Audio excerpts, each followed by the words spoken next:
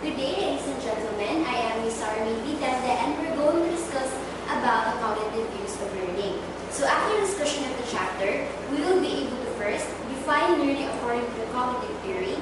Second, describe the information processing model. Third, explain the declarative, procedural, and conditional knowledge in long-term memory. Fourth, explain metacognition and its relationship to learning. Fifth, discuss the role of diversity in information. And sixth, describe the classroom applications of cognitive learning theory. So when we talk about the cognitive views, we relate this to cognitive theory. So cognitive theory defines learning as a relatively enduring change in mental structures that occurs as a result of the interaction of an individual with the environment.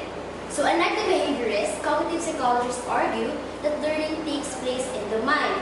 Therefore, behavior is of interest not in itself, but rather as a way to infer whether and how students' mental structures have changed. So the human mind has been compared to a black box because, unfortunately, it is impossible to open up our heads and see how we think. So to help us see the mind in action, there is this model called the information processing model. So it is the classic model used by cognitive psychologists to explain cognition. So the said model is used to explain how individuals acquire, store, retrieve, and use information. It includes three memory systems. So first is the sensory memory.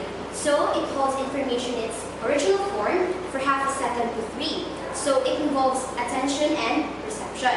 Second is we have the short-term or the working memory. So this is where information has been attended to and perceived, is held temporarily, and is being processed.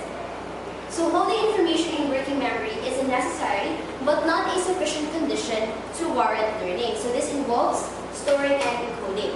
So storing is a cognitive process by which a copy of new information is saved into our long-term memory.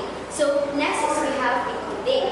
So encoding is a cognitive process by which new information is elaborated or organized and has been saved into our long-term memory. And then the opposite process of storing and encoding is what we call as retrieval. So retrieval is pulling information from our long-term memory into our working memory for further processing. So next is we have the long-term memory. So long-term memory has unlimited capacity and duration. So how do we store and encode information in long-term memory? First is we have rehearsal. So rehearsal is repeating new information for a long period of time, either mentally or aloud, without changing it. So for example, you're writing a mathematical formula or rehearsing multiplication tables aloud. Second is we have elaboration. So elaboration is using prior knowledge to expand on a new idea. For example, answering a high-order question and using analogical thinking. And then we also have organization. So organization is imposing order and connections to new information. So for example, we present concept maps. So on the other hand, long-term memory is also classified as declarative, procedural, or conditional knowledge. So declarative knowledge can be used in a schemata or propositional networks, and it can be subdivided into two specialized memories. So first is we have the semantic memory, or the general knowledge about the world. So for example, we all know that the rainbow consists of 7 colors: the red, orange, yellow, blue, indigo, and violet. Next is we have the episodic memory, or the knowledge about our own life experiences. For example, we can obviously remember the school we're attending to when we are still in elementary or high school. So next is we have the procedural knowledge. So procedural knowledge, this is knowing how. So a student uses his procedural knowledge when engaging in an automatic task. For example, we would be typing an essay on computer, provided that typing has been practiced for so long that it has become an automatic procedure and the student does not need to consciously control it any longer.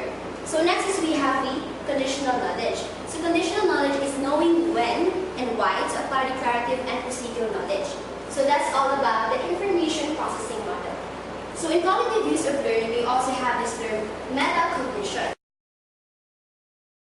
So metacognition adds a prefix to cognition, and the prefix meta comes from the Greek, which means about. Thus, metacognition is an individual's condition about his or her cognition, or knowing about knowing. So it includes two components: the knowledge of cognition and the control of cognition.